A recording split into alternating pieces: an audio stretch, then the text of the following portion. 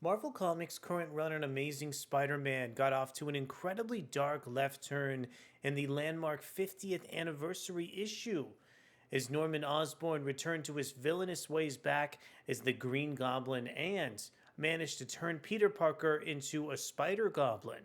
My name is Ariko Braddock, and today let's go ahead and see if Kamalakhan and the arms of Otto Octavius are able to mount a counter-offensive against Osborn.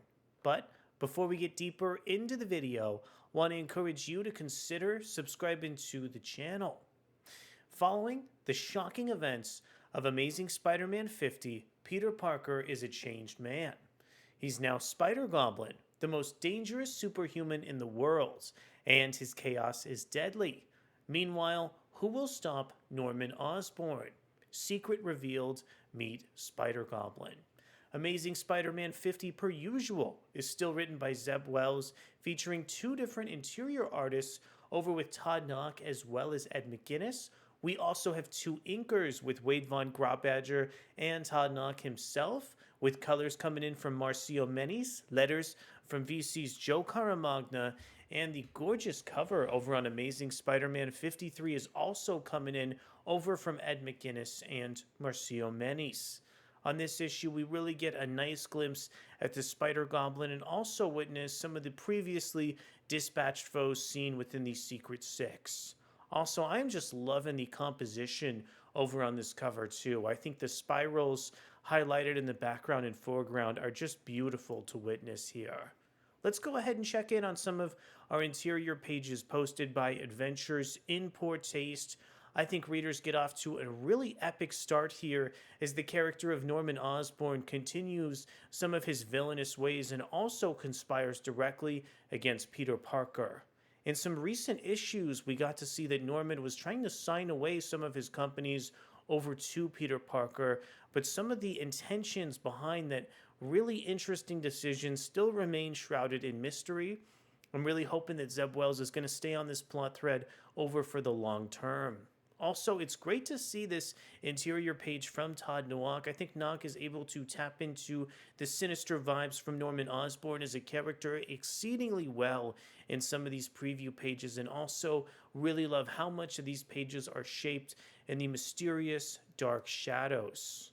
This next Todd Nauck page featured in the comic book issue is so great at building up the momentum to the next page turn and featuring a really disheveled Norman Osborn trying to call out to Peter Parker in his really sinister and villainous Green Goblin outfit. This is another page that really shows off some of the versatility that Todd Nauck is able to carry over within this volume of Spider-Man, and I think some of these supporting cast revealed over in this next page with characters like Kamalakhan, the arms of Otto Octavius, and Wreck-Rap are such a joy to witness here. Todd Nauck is able to capture so much detail on some of these individual figures. While I wish there was a little bit more attention paid in terms of the anatomy to some of these characters, overall I can't deny that Todd Nauck seems to be improving as an artist issue after issue. The slick and refined art coming in from Ed McGuinness does a wonderful job accommodating the B-plot in Amazing Spider-Man, actually consisting of the titular character himself. There's something about the really gorgeous way that Ed McGuinness is able to render the line on some of Spider-Man's facial details over on the page that's such a joy to read here. Also, I was really caught up in some of the elements of a Kraven the Hunter's plot thread that readers get to see a little bit later on in the scope of the issue. I think McGuinness is able to craft such beautiful reaction shots for him as a character. Now, the vast majority of Amazing Spider-Man 53 actually pertains to this fight sequence involving characters like Kamala Khan, Kurt Connors, and the arms of Otto Octavius going up against Norman Osborn himself as the Green Goblin. This is a pretty climactic fight that's been building so long within the background of the Amazing Spider-Man, but I think this issue did a wonderful job just weaving so many aspects of the plot together and also showing that this comic book was actually a contingency plan crafted by Peter Parker even before the Spider-Goblin mess kicked off in the first place. I think I've said this during my past couple of reviews on Amazing Spider-Man, but I really wasn't sure where Zeb Wells was going with the plot thread involving Kamala Khan, Wreck Rap, and Dr. Connors. But Wells has been able to introduce even more logic as this arc has continued and has made me really enjoy the Spider-Goblin arc in Amazing Spider-Man and just how smart Peter Parker is as a character over in the Marvel Universe. I was also pretty caught up in some of the B and C plots involving Spider-Man himself as he tries to reverse engineer the Winkler device that's been the driving plot thread for Amazing Spider-Man in the past couple months here. The last page on Marvel Comics' Amazing Spider-Man 53 builds up so much suspense in the comic book tale and features so many gorgeous shots coming in from Ed McGuinness as an artist.